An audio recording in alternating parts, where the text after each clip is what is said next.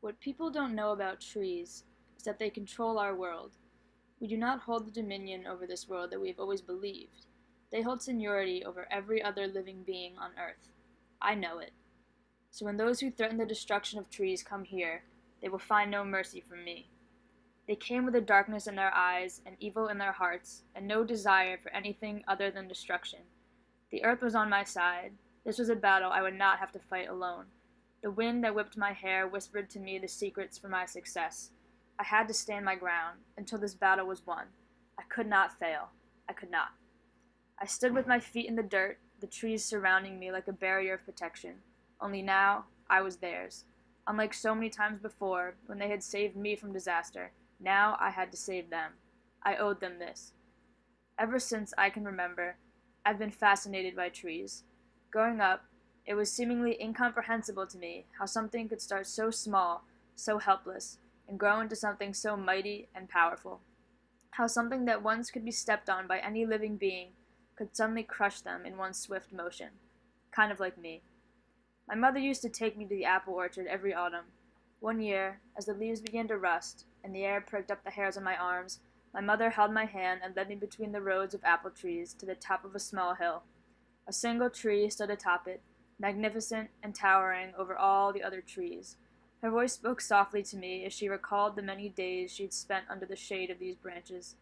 Here, she told me, is the place where her tears fell, her laughter echoed, and her spirit was born. Here was home. She spoke to me of the stories this tree could tell, and each year we sat under the soft shade and listened to the rustling of leaves, recalling the tales of years past. It was a simple serenity, until the day it wasn't. Hand in hand, our feet walked down the dirt path that I could have traced with my eyes closed, leading the way to our special place under the majestic tree. My eyes were caught watching the clouds drift far above, when my mother's motion came to an abrupt stop. My eyes followed her gaze and landed on the empty space atop the hill, where a stump, jagged and carelessly cut, sat in place of what once was my safe haven, my peace of mind. In that instant, time seemed to slow. That day something changed inside my mother, like a part of her being was in that tree, and had been suddenly stripped away shamelessly with no regret.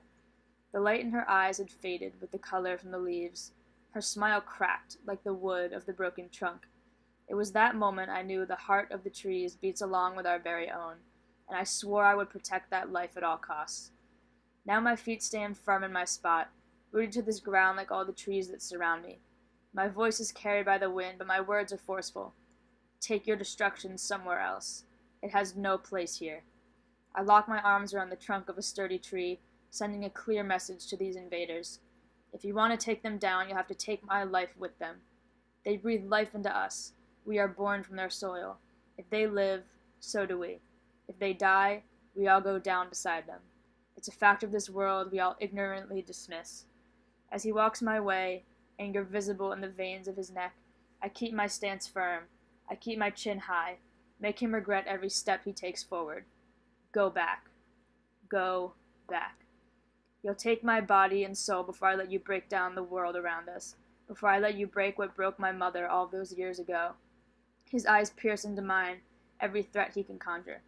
His breath smells of smoke, but I never falter. Go back.